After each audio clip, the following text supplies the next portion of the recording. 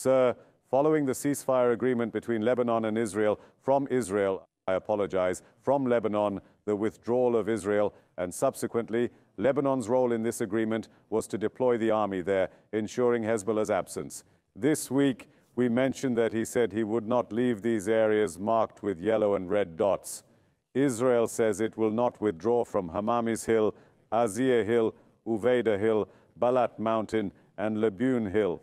Right next to the points where they have not withdrawn, with these small yellow dots, we actually marked the places where Israel first entered during the early days of this war. Those were the settlement areas they entered by land. We announced it together with them, assisting each other throughout the process. It was also said that the American administration allowed Israeli soldiers to remain in these 5 strategic points in southern Lebanon. It was as if America had manifested itself here with a will beyond agreements. The fact that the areas where the Israeli army would continue its occupation were not within residential areas, but were points close to the border between Lebanon and Israel, was a way to soften the situation. On the other hand, it is reported that as of tomorrow, the Israeli army will withdraw from all the residential areas it occupies in southern Lebanon. There is no explanation as to how much longer the Israeli army will continue its occupation at these 5 points. According to reports in the Lebanese press, the Israeli army will remain at 5 strategic points near the Lebanese border: Hamamis Hill, Azia Hill, Teli Uveda Hill, Balata, and Lebune Hill are 3 locations each with unique terrain. We mentioned this earlier. Let's reiterate it once more. After this ceasefire, Israel had already launched attacks on different points in Lebanon. Let's remind that and move on to the exchange issue between Hamas and Israel. For the first time, Hamas handed over the hostages who died in Gaza to Israel. It was announced that 2 of the 4 hostages, including 2 children, died due to an Israeli airstrike. Let's see, sir.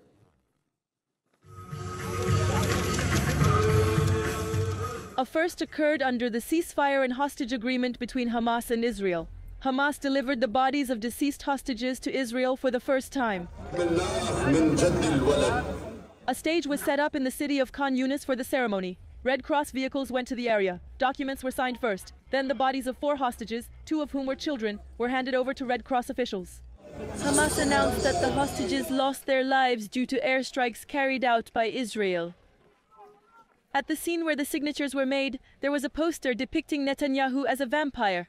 It had statements written on it saying that the hostages were killed by war criminal Netanyahu and the Nazi army with missiles. The lifeless bodies of the hostages delivered belong to the Bibas family. The remains of mother Shiri Bibas, her 9-month-old child Kifir Bibas, and 4-year-old Ariel Bibas have reached Israel. The identity of the 4th hostage was announced as Odette Lifshitz. The coffins were transported to Tel Aviv in a convoy. The Israeli army announced that the coffins were scanned for explosives.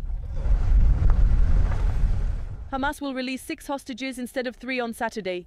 The group also presented a new proposal to Israel for the 2nd phase of the ceasefire. In the 2nd phase, they proposed releasing all hostages at once in exchange for Israel's withdrawal from Gaza and the declaration of a permanent ceasefire. No positive response has yet been received from the Netanyahu administration.